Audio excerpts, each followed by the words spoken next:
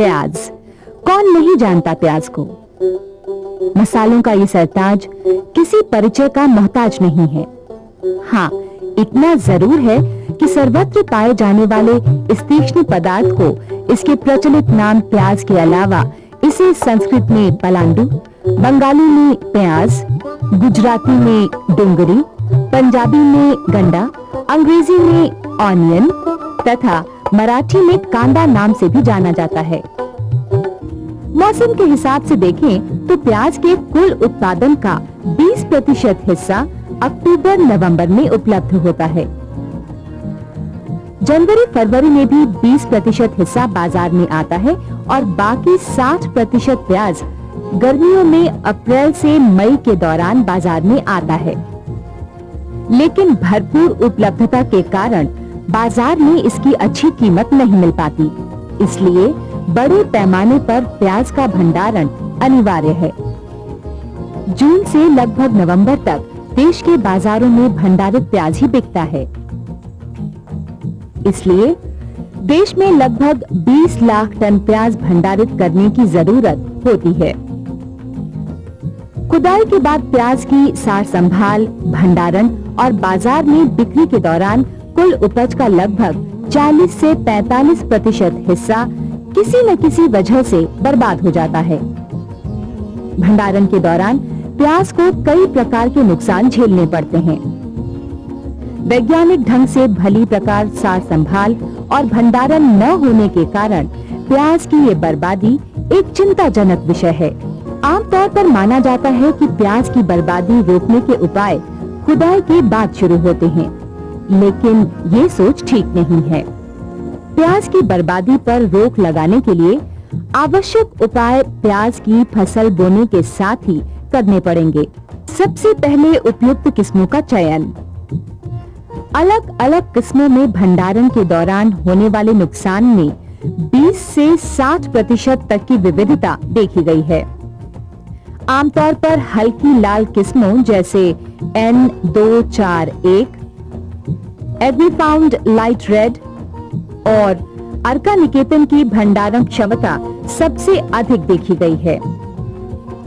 गहरी लाल, पीली और सफेद किस्मों की भंडारण क्षमता अधिक नहीं होती। इसलिए यदि प्याज का लंबे समय तक भंडारण करना हो तो गहरी लाल किस्मों जैसे N53 और एग्रीफाउंड डार्क रेड को रबी मौसम में नहीं लगाना चाहिए। फसल का मौसम भी सुरक्षित भंडारण पर असर डालता है। रबी का प्याज, जिसकी अप्रैल मई में खुदाई की जाती है, भंडारण के लिए ज्यादा उपयुक्त होता है। अक्टूबर, नवंबर या जनवरी फरवरी में खरीफ और पछेती खरीफ के दौरान ली गई प्याज की फसल भंडारण में लंबे समय तक नहीं टिक पाती। अच्छे भंडारण के लिए प्याज की फसल को सही समय पर और संतुलित मात्रा में उर्वरक देना आवश्यक है। कैल्शियम, पोटाश और सल्फर देने से प्याज की भंडारण अवधि बढ़ जाती है। बेहतर भंडारण और अधिक आमदनी के लिए 150 kilogram nitrogen, 50 kilogram phosphorus, 80 kilogram potash और 50 किलोग्राम सल्फर प्रति हेक्टेयर देने की सिफारिश की गई है। बेहतर भंडारण के लिए सही समय पर सिंचाई जल की मात्रा तथा गुणवत्ता का विशेष महत्व है। फसल तैयार होने पर अधिक सिंचाई नुकसानदायक हो सकती है। अधिक सिंचाई से पौधे के तने मोटे हो जाते हैं, जिससे कटाई के बाद गर्दन के खुले भागों से रोगाणुओं के प्रवेश के कारण ये कंद भंडारण में अधिक सड़ते हैं। टपक सिंचाई में बेहतर जल प्रबंध के कारण कंद अधिक गुणवत्ता वाले होते हैं। ग्रीवा गलन, जीवाणु सड़न, जड़ सड़न आदि कई बीमारियां कंदों को भंडारण में प्रभावित करती हैं। इनके उपचार के लिए बीजों का उपचार तथा फसल पर समय समय पर कीटनाशकों, फफूंदनाशकों का छिड़काव करना चाहिए। इसके अतिरिक्त कंद निकालने से 15 दिन पूर्व डेवोस्टिन, 0.2% का छिड़काव करना चाहिए। प्याज की तैयार कंदों की खुदाई का सही समय तब है जब पौधों की पत्तियां सूखने लगे तथा 50% से अधिक पौधे झुककर गिर जाएं। इन कंदों को खुदाई के बाद खेत में 3-4 दिन तक पत्तियों समेत सूखने देना चाहिए। पत्तियों के सूखने के दौरान पत्तियों से वृद्धि निरोधक रसायन कंदों में चले जाते हैं, जिससे कंदों की सुसुप्त अवस्था बढ़ जाती है। जब पत्तियां पूरी तरह सूख जाएं, तब पत्तियों को कंद से लगा 2-3 सेंटीमीटर लंबा डंठल छोड़कर काटना चाहिए। इससे कंदों की गर्दन अच्छी तरह सूखकर बंद हो जाती है तथा कंद अधिक समय तक टिके रहते हैं। इसके पश्चात कंदों को आकार के अनुसार श्रेणीकृत करते हैं। इस दौरान दुफाड़ तथा तोड़ आए कंदों को अलग कर देते हैं। आमतौर पर कंदों की छटाई मजदूरों द्वारा की जाती है। इसमें अधिक लागत तथा समय लगता है तथा अच्छी छटाई प्राप्त नहीं होती है। इस समस्या के हल के लिए राष्ट्रीय प्याज व लहसुन अनुसंधान केंद्र राजगुरुनगर ने हाथ से चलाने वाला तथा बिजली से चलने वाले श्रेणीकरण यंत्र विकसित किए हैं। इन यंत्रों से 90 से 95% अचूकता मिलती है तथा लागत में 70 से 75% की कमी आती है। प्याज के आकार का भंडारण अवधि पर खासा प्रभाव पड़ता है।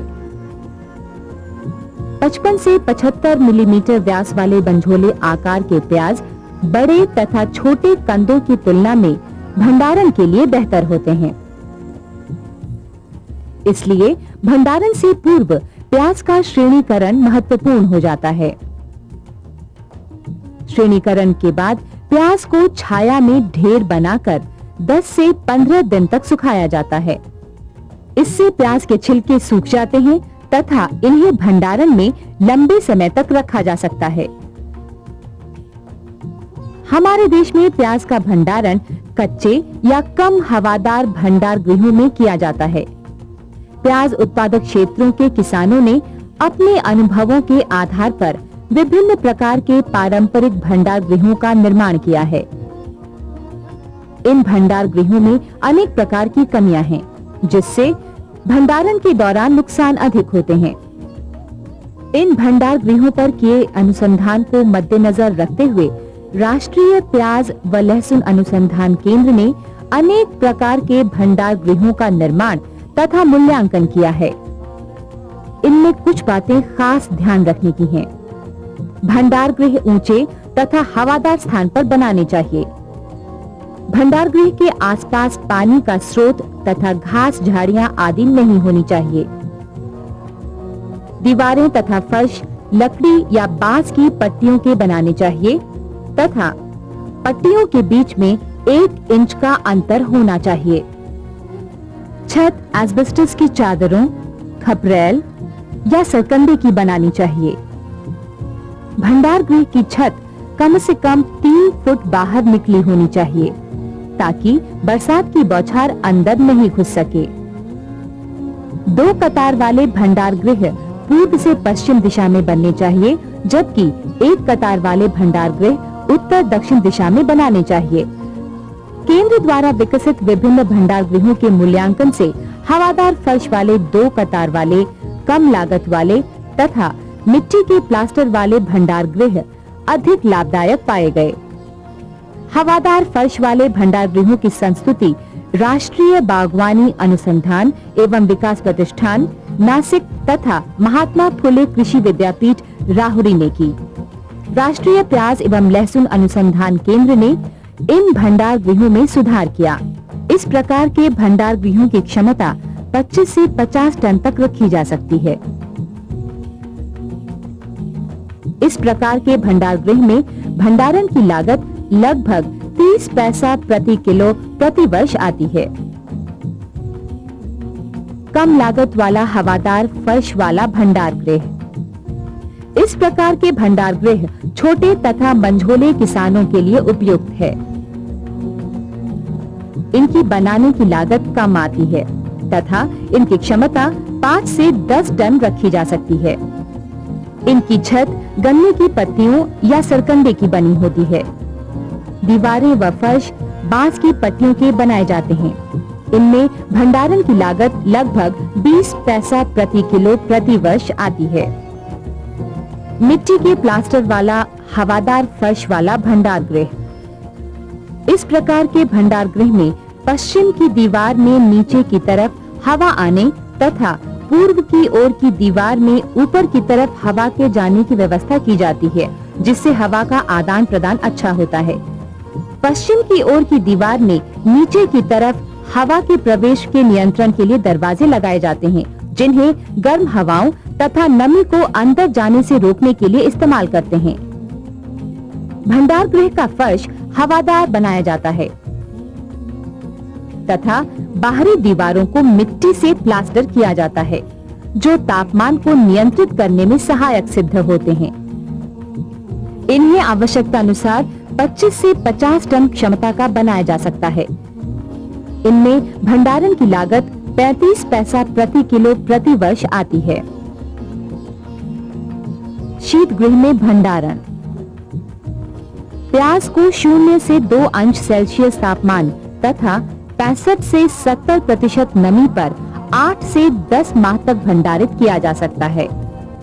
लेकिन शीत भंडार से बाहर निकलने पर प्याज तेजी से अंकुरित होते हैं। प्याज को भंडारण से पूर्व गामा विकिरण से उपचारित करने से प्याज में अंकुरण की समस्या समाप्त हो जाती है तथा प्याज अधिक समय तक टिके रहते हैं।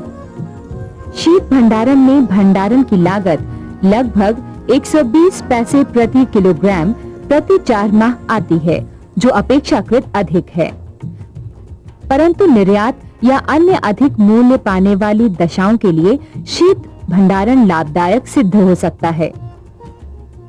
राष्ट्रीय प्याज एवं लहसुन अनुसंधान केंद्र द्वारा विकसित इन भंडार गृहों में कृषकों तथा व्यापारियों ने अच्छी रुचि दिखाई है। कई किसानों ने केंद्र के निर्देशन में भंडार गृहों का निर्माण किया है।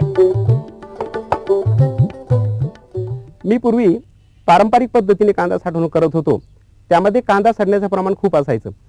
राजगुरुनगरच्या कांदा लसूण संशोधन केंद्राच्या शास्त्रज्ञांच्या मार्गदर्शनाखाली मी ही सुधारित चाळ बांधली। यामध्ये खालच्या बाजूने 1 ते 1.5 फूट उंच मोकळी जागा सोडलेली आहे।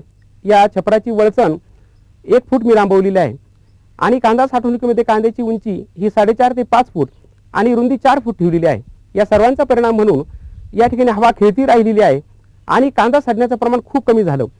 लहसुन एक अन्य प्रमुख मसाले वाली फसल है, जिसका भारतीय घरों में प्रचुर उपयोग होता है। इसमें अनेक औषधीय गुण भी हैं। हृदय रोगों और पेट की गड़बड़ियों में लहसुन को अत्यंत असरकारी पाया गया है।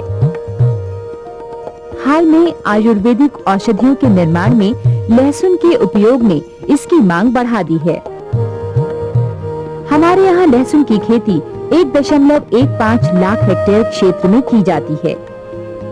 इसकी खुदाई मार्च से मई के बीच होती है, जिससे लगभग 5.5 लाख टन लहसुन पैदा होता है।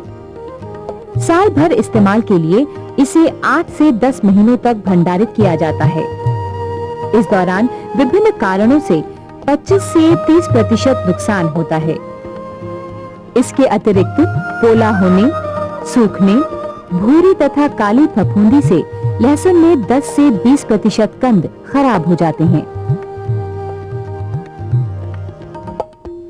प्याज की तरह लहसुन के नुकसान को कम करने के उपाय लहसुन लगाने से ही शुरू करने चाहिए। उचित किस्म का चुनाव, खाद तथा उर्वरकों का सही मात्रा में प्रयोग तथा जैविक खादों का प्रयोग भंडारण क्षमता बढ़ाने में सहायक होते हैं। सिंचाई जल का सही प्रयोग तथा फसल पकने पर पानी की मात्रा कम करने से भंडारण क्षमता में वृद्धि होती है। खुदाई के 10 से 15 दिन पहले सिंचाई बंद कर देनी चाहिए। खुदाई के बाद पत्तियों को बांधकर गुच्छे बनाकर सुखाना चाहिए। इन गुच्छों को छाया में 10 से 15 दिन तक सुखाना चाहिए। अच्छे भंडारण के लिए क्षतिग्रस्त छोटे आकार के कंदों तथा रोगग्रस्त कंदों को अलग कर देना चाहिए। केवल 25 मिलीमीटर से अधिक आकार के कंदों का भंडारण करना चाहिए। लहसुन को पत्तियों सहित गुच्छे बनाकर लटकाने से भंडारण क्षमता सर्वोत्तम होती है। लेकिन अधिक मात्रा में भंडारण के लिए लहसुन को प्याज के लिए बने हवादार भंडार गृहों में 1 मीटर व्यास के 1 से 1.5 मीटर ऊंचे घेरे बनाकर रखना चाहिए। लहसुन को अच्छी तरह से सुखाने के बाद पत्तियां काटकर 30 से 50 किलो के टाट के थैले में भी रखते हैं। लेकिन इससे भंडारण 3 से 4 माह तक ही हो सकता है। सही ढंग से भंडारण से लहसुन के नुकसानों को घटाकर 10 से 15% तक किया जा सकता है। प्याज और लहसुन की बढ़ती हुई मांग को देखते हुए इसके अनेक मूल्यवर्धक उत्पाद भी बनाए जा रहे हैं, जैसे प्याज और लहसुन का फ्लेक्स या पाउडर और पेस्ट। प्याज की खेती से बेहतर मुनाफा कमाने के लिए आवश्यक है कि इनका वैज्ञानिक ढंग से बनाए गए भंडार घरों में कुशल भंडारण किया जाए। राष्ट्रीय प्याज एवं लहसुन अनुसंधान केंद्र ने इस दिशा में सराहनीय कार्य किया है। केंद्र द्वारा विकसित तकनीकों ने प्याज की खेती करने वाले किसानों का जीवन खुशहाल कर दिया है।